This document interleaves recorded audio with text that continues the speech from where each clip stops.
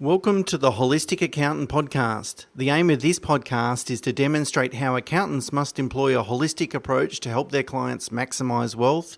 It's not just about preparing tax returns. So each week, Mena and I will discuss topics to help you better understand some of the things your holistic accountant can help you with. Okay, today Mena and I are going to talk about the main residence exemption and some of the rules that surround it. So most people would be aware that capital gains tax applies to any gain that you make, and there's certain exemptions to those capital gains tax rules, and the main residence exemption is probably the most popular or most well known. And it says that if you're occupying a home for the period in which you occupy that home, any capital gain is disregarded from a taxation liability perspective. You can only have one main residence at any particular time. If you're changing over houses, you can have up to 6 months to claim two main residences, but that's the only exception there. And so if you have a holiday home and a normal sort of everyday sort of day-to-day home, only one of those is going to be capital gains tax-free. And even if spouses are living apart, they can still only nominate one property as a main residence. So, Mena, let's talk about some of the, transactions or situations that happen in day-to-day life. So, what's the difference when you go and buy a property versus putting a tenant in it straight away versus you occupying it? Yeah. So basically, if you put a tenant in it as soon as you purchase a property, your main residence exemptions actually affected a great amount. So the way it works is when you come to sell a property that was first leased after you purchased the property, you actually have to pro-rata the gain for the days that it was available for rent to the days that it was actually used as a main residence. Whereas if you've actually lived in it for 6 to 12 months prior to leasing out the property, you can actually still claim the property as your main residence for up to 6 years, should you have not nominated another property as your main residence. So that's the main difference between calculating whether you can claim the main residence from the onset or not. Say you do occupy the property straight after you purchase it and you decide to convert it into an investment property.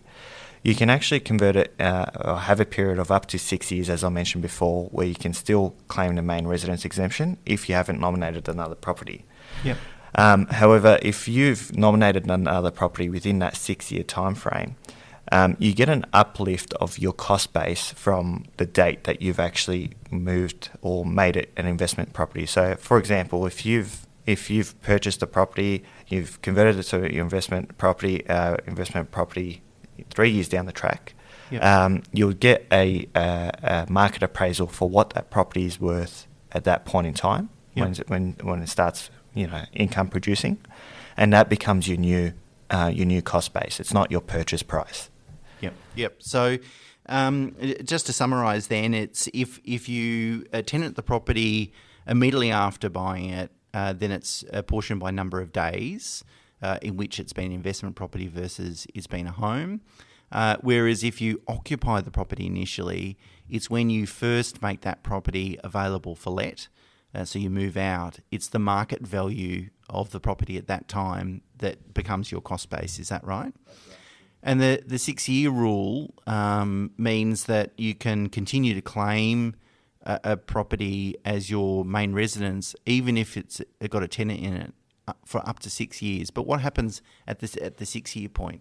At 6-year point, if you haven't sold the property or if you haven't gone back into the property, you forfeit that exemption. And if you go back into the property? You can reset the 6-year period for if you've lived in it for another 6 to 12 months. Yep. So obviously that rule exists really to help expats. If you're going to go and work overseas and rent out your home whilst you're out of Australia, that rule is there. But it can be quite useful, can't it, from a tax planning perspective. So what evidence will the ATO look for when you make a nomination. In fact, actually, before I get there, how do you nominate? Was there some sort of form or thing you need to do to nominate a particular property as your main residence? No, there's no forms that you actually need to complete. But in terms of the proof that you mentioned before, you need you need to ensure you've got utility bills that have usage that show that you've been living in the property. So electricity, gas, internet, phone, so forth.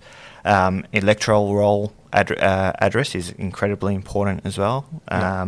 Where your mail goes to. So these are the main components that you need to use or need to prove to the ATO that the property is your main residence. So good record keeping, I think, is key here, because sometimes clients find out about these rules after the fact.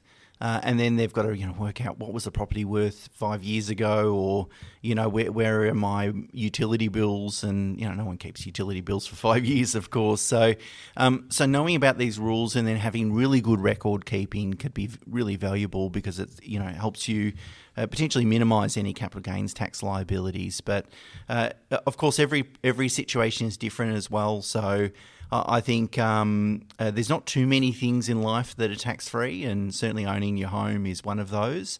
So you should try and protect it or maximise that as much as possible. And so we would suggest reaching out to your accountant to talk about those matters, because, as I said, every situation is different. Okay, that's it for this week. Thank you for listening to the Holistic Accountant podcast. To find out more, please visit holisticaccountant.com.au.